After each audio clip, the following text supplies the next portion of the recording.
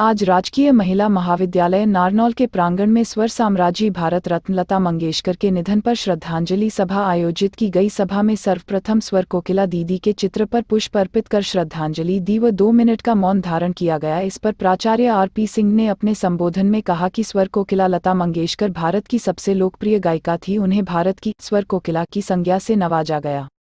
सन 2001 में भारत रत्न पुरस्कार से भी सम्मानित किया गया था। यह हमारे लिए एक बेहद ही दुख की घटना है जो संगीत की कला में विद्यमान थी। आज ऐसा लगता है कि संगीत ही खत्म हो गया। लता मंगेशकर अपने मधुर गीतों से सभी का मन मोह लिया तथा उनको सर्वाधिक गीत रिकॉर्ड करने का भी गौरव प्राप्त हुआ है। यह समय हमारे पूरे देश के लिए बहुत ही दुख का समय है, लेकिन स्वर कोकिला दीदी हमेशा हम लोगों के दिलों में जिंदा रहेगी। को हम बार बार शत नमन करते हैं और भगवान उनको अपने चरणों में स्थान दे।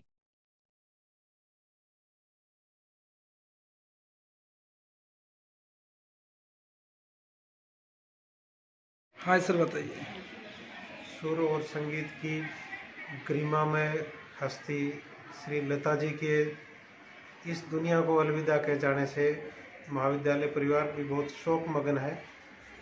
और ये लता जी का दुनिया को छोड़ के जाना एक किसी व्यक्ति के छोड़ के जाने के समान नहीं है, एक ये संगीत के युग का अंत है।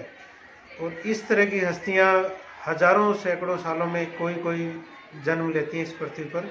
तो ये जो पूरी मानवता को इनके सुर और संगीत का जो मधुर आवाज़ का जो सानिध्य मिला, अब हम इस सानिध्य से वंचित हो जाएंगे। हालांकि इनके गीतों को सदियों सदियों तक याद करेंगे और याद रहेंगे भी।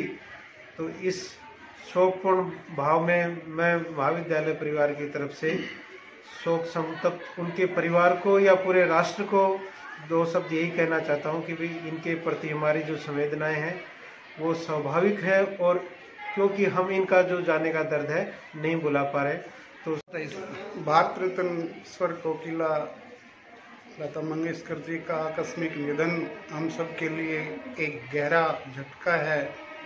जो महाविद्यालय जब से ये खबर हमें मिली, सारा परिवार शोक संतप्त है। हृदय से हम उनके एक आयाम जो उन्होंने स्थापित किए, देश में नहीं विश्व में संगीत के नाम पर एक छाप छोड़ी, हम सदा उनके ऋणी रहेंगे।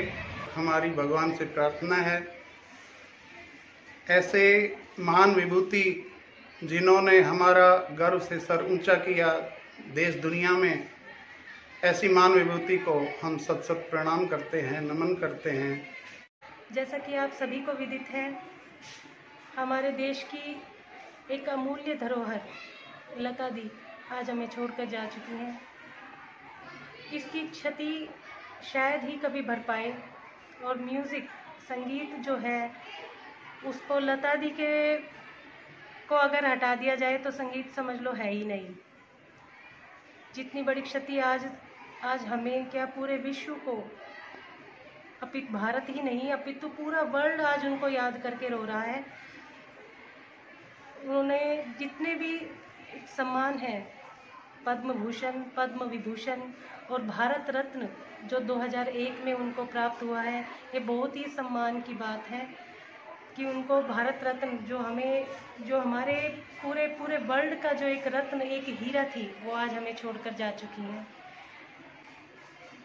अगर संगीत की बात की जाए तो कोई भी गाना, चाहे वो सुख का हो, दुखी का हो, चाहे अपने वीरों के ऊपर हो, गज़लें हो, क्लासिकल सॉन्ग्स हो, सेमी क्लासिकल हो, हर विधा में लता जी ने अपना पूरा अपना जीवन समर्पित किया है।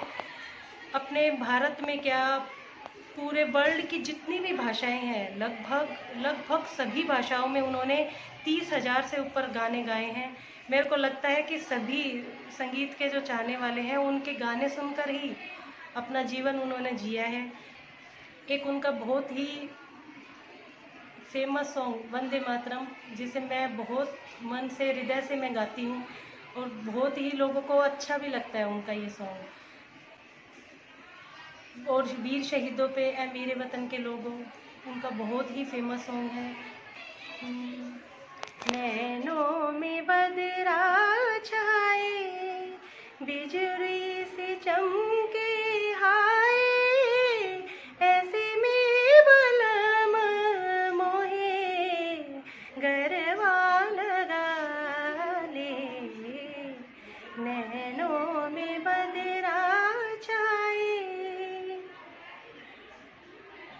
सत्यं शिवं सुन्दरं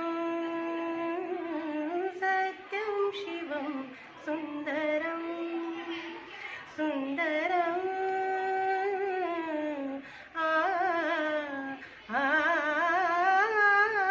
सत्यं शिवं सुन्दरं राम का गुणगान करिए राम का गुणगान करिए राम का गुणगान करिए राम का।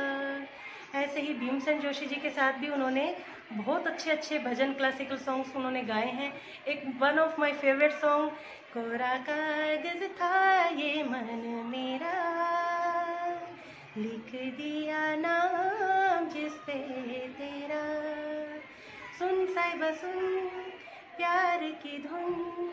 सॉन्ग से जहाँ देखे लता जी दिखती हैं, हमें दूसरा कोई नज़र ही नहीं आता। उनके बाद तो शायद संगीत, अगर लता जी नहीं तो संगीत है ही नहीं।